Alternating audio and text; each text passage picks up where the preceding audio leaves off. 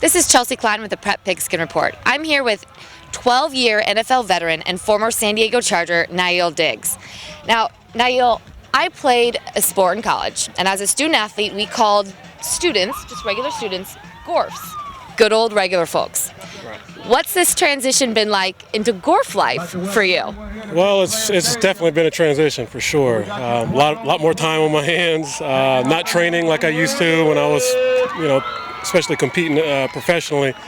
But it's just it's kind of different driving in traffic and getting used to just the everyday life. Not having a set time, set schedules, set meetings, and being on such a strict schedule. So that's kind of we used to call it a normie. We called the regular students normies. So it's kind of a new transition for me to be a normie or a Gorf. A Gorf, exactly. You're now a Gorf. Welcome to a Gorf life.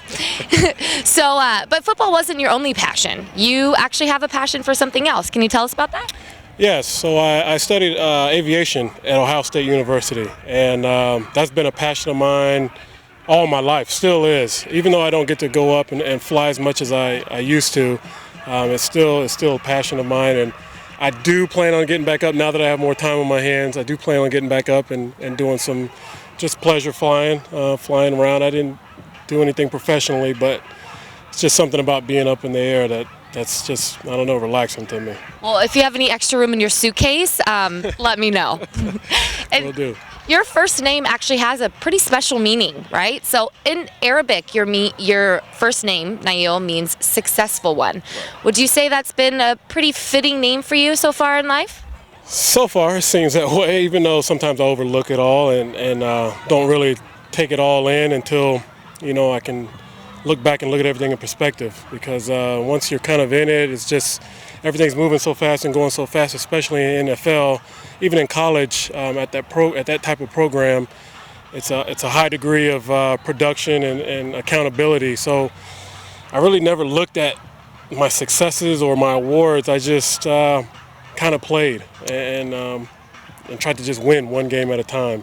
And I feel like I've achieved it and lived up to the name. But there's still a lot of life left, and hopefully this is just the beginning.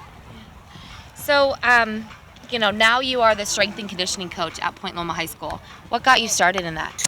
Well, I was started out training guys individually at Point Loma Sports Club for Point Loma Sports Performance, and knew I could offer this team some of my knowledge and expertise, and it seems to be fitting well. I feel like all the coaches are keeping me in and really keeping me involved, which is great, and I love being involved with the coaches and kids and helping them in the gym, where is really probably I know better than a defense because I've done it so long and so many times that it's second nature to me. And to pass it along to these guys and help them succeed, and even if it's just a small word here and there that will help them overcome something that I didn't have, then that means a lot to me and hopefully to them as well.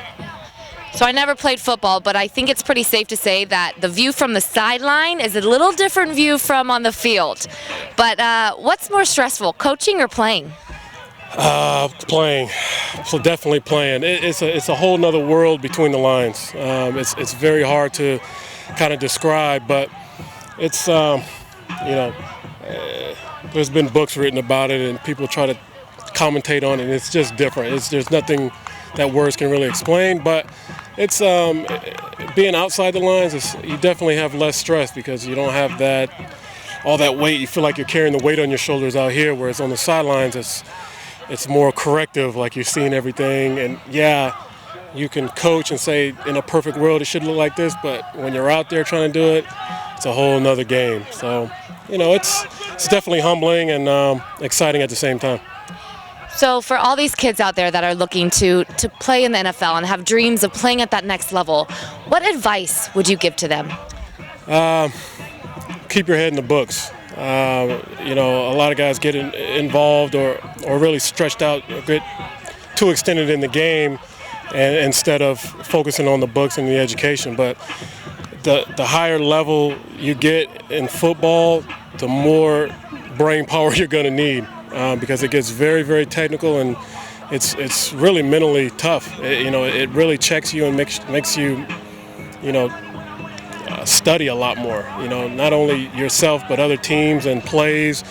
And a lot of guys don't realize that on the higher levels. But the athletic ability is there. But a lot of people don't realize the mental work that it takes to achieve any kind of success on college or pro levels. Well, thank you so much, Nail. Such an honor talking to you. And here we are. This is Chelsey Klein with the Prep Pigskin Report.